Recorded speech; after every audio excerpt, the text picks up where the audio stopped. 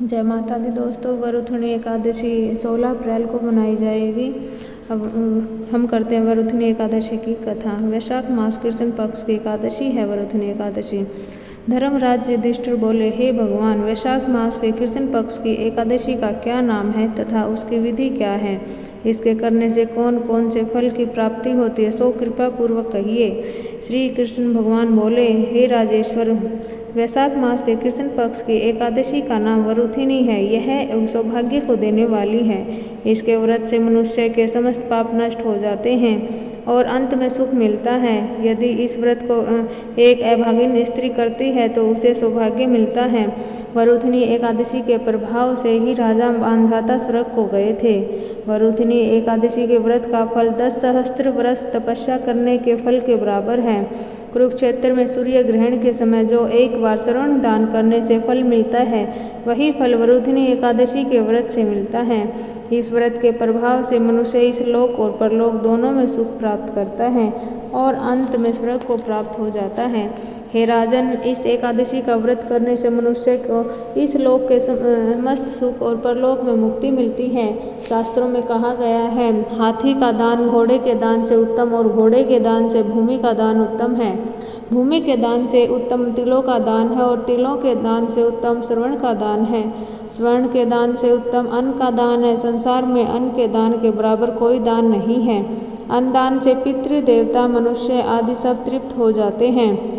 शास्त्रों में अन्नदान कन्यादान के बराबर माना गया है।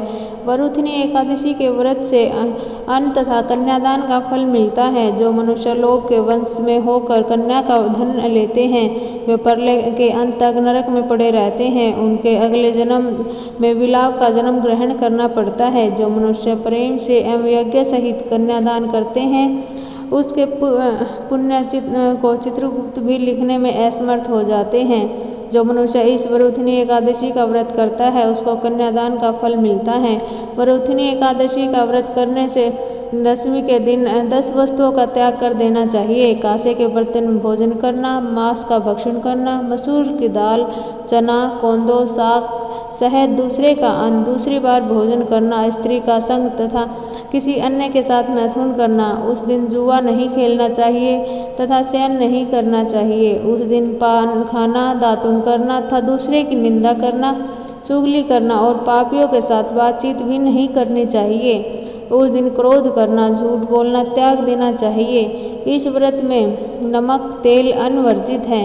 हे राजन, जो मनुष्य इस एकादशी के व्रत को विधि पूर्वक करते हैं, उसको स्वर्ग लोक की प्राप्ति होती है। जो मनुष्य यमराज से डरते हैं, उनको वरुथिनी एकादशी के विधि पूर्वक व्रत करना चाहिए।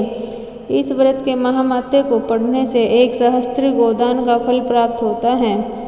इसका फल गंगा स्नान करने के फल से भी अधिक होता है। हे युधिष्ठिर, अतः इस व्रत को अवश्य करना चाहिए। जय श्री कृष्ण।